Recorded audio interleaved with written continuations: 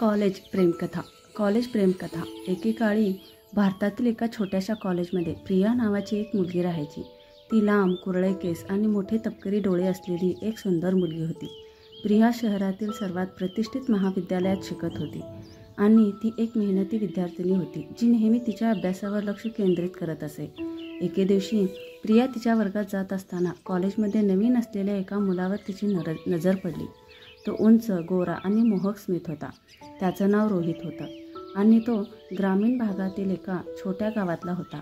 रोहितने नुकतेच कॉलेजमध्ये प्रवेश घेतला होता आणि तो शहरात आपले नवीन जीवन सुरू करण्यास उत्सुक होता.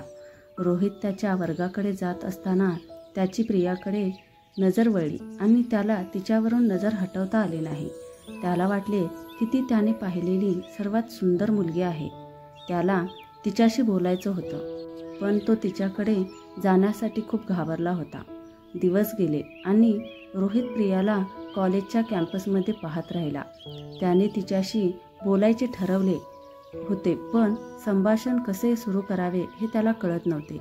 एके दिवशी तो कॅन्टीनच्या दिशेने चालला होता, तेव्हा त्याला प्रिया एका बेंचवर एकटी बसलेली पुस्तक वाचताना दिसली. त्याने संधी साधण्याचे ठरवले आणि तो तिच्याकडे गेला. हाय, रोहितने आत्मविश्वासाने बोलण्याचा प्रयत्न करत म्हणाला.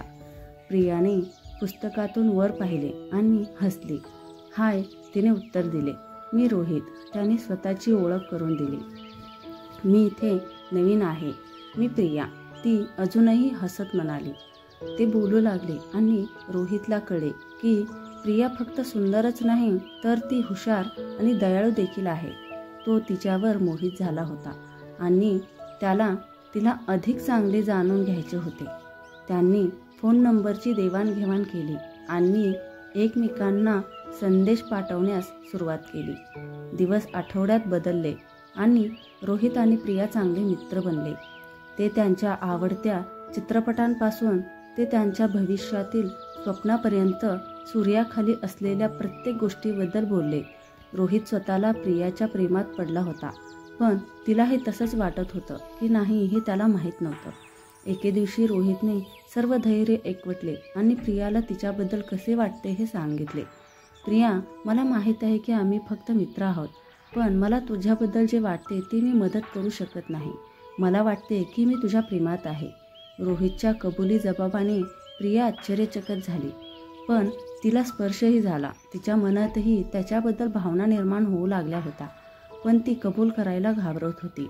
रोहित, मला वाटतं मलाही तुझ्याबद्दल भावना आहेत, ती लाजत म्हणाली. त्या दिवसापासून रोहित आणि प्रियाच्या नात्यात बदल झाला. त्यांनी डेटिंग करायला सुरुवात केली आणि एकत्र जास्त वेळ घालवला. ते उद्यानात लांब फिरायला गेले, चित्रपट पाहिले आणि कॅन्टीनमध्ये कॉफी डेट केली. ते एकत्र आनंदी होते आणि त्यांच्यात काहीही येऊ शकत नव्हते. मात्र त्यांचा आनंद अल्पकाळ टिकला. प्रियाचे पालक पारंपरिक आणि पुराणमतवादी होते आणि त्यांना त्यांच्या मुलीने वेगळ्या शहरातील मुलाशी डेटिंग करणे मंजूर केले नाही. प्रियाने आपल्या समाजातील कोणाशी तरी लग्न करावे आणि आपली परंपरा चालू ठेवावी अशी त्यांची इच्छा होती. रोहितवरील प्रेम आणि कुटुंबाप्रती असलेले तिचे कर्तव्य यामध्ये प्रिया फाटली होती. रोहितला माहीत होते की प्रिया कठीण काळातून जात आहे आणि त्याला तिला मदत करायची होती. त्यांनी प्रियाच्या आईवडिलांशी बोलून त्यांना त्यांच्या नात्याचा स्वीकार करण्याचे ठरवले. तो त्यांच्या घरी गेला आणि त्यांना भेटायला सांगितले.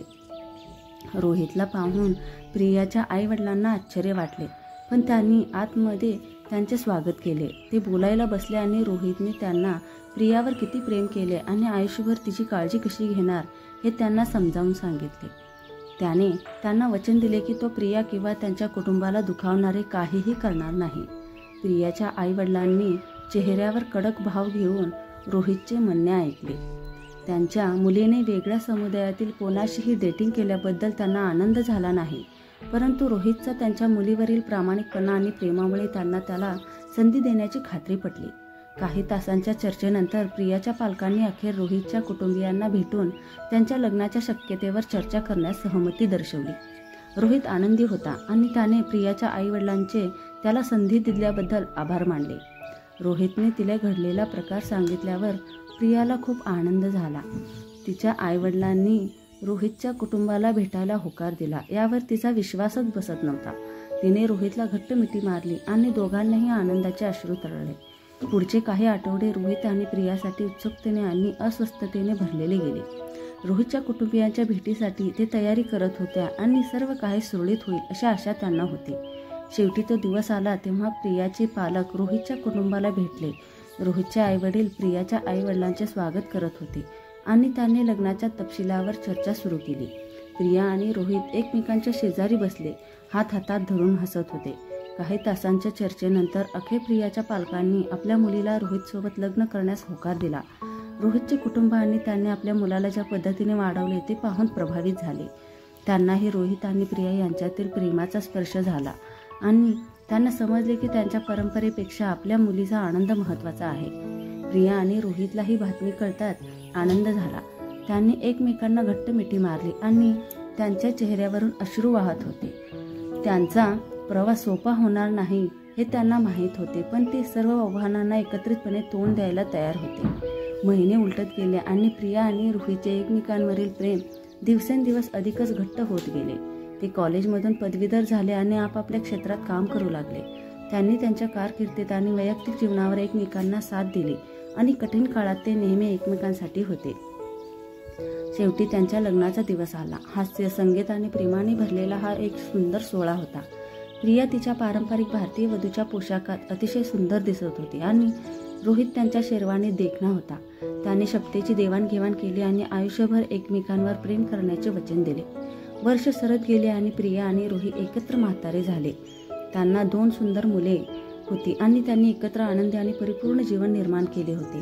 त्यांच्या प्रवासात आलेल्या आव्हानांना ते कधीच विसरले नाहीत, परंतु त्यांचे एकमेकांवरील प्रेम कोणत्याही अडथळ्यांपेक्षा अधिक दृढ होते हे त्यांना नेहमी लक्षात राहिले.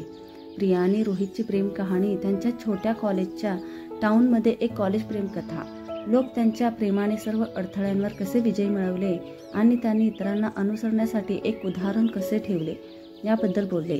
अशाच आव्हानांना तोंड देणाऱ्या तरुण जोडप्यांसाठी ते प्रेरणास्थान होते आणि त्यांनी हे सिद्ध केले की खरे प्रेम नेहमीच मार्ग शोधते. सरतेशेवटी प्रिया आणि रोहितची कॉलेज प्रेम कथा ही केवळ एक कॉलेज प्रेम कथा नव्हती, तर ती प्रेमाची शक्ती आणि ती सर्व सीमा कशी जिंकू शकते याचा एक पुरावा होता. पुढील कथा. अकबर बिरबल कथा. बिरबल दरबारात गैरहजर असायचा. याचा फायदा घेऊन काही मंत्र्यांनी महाराज अकबरावर बिरबलाच्या तक्रारीचा भडीमार सुरू केला. महाराज त्यातला एक जण ओरडू लागला, तुम्ही सर्व जबाबदाऱ्या बिरबलावर सोपवता आणि सर्व कामात त्याचा सल्ला पाळता. हे आपल्याला सूचित करते की आपण अयोग्य आहोत, पण तसे होत नाही. आपण बिरबल इतके सक्षम आहोत. महाराजांना बिरबल खूप महत्त्वाचा होता. त्यांना त्याच्याबद्दल काहीही नकारात्मक ऐकायचे नव्हते, म्हणून त्यांनी मंत्र्यांची निराशा होऊ नये म्हणून एक योजना आखली. पुढील कथा ऐकायला चॅनलला सबस्क्राईब करा. धन्यवाद.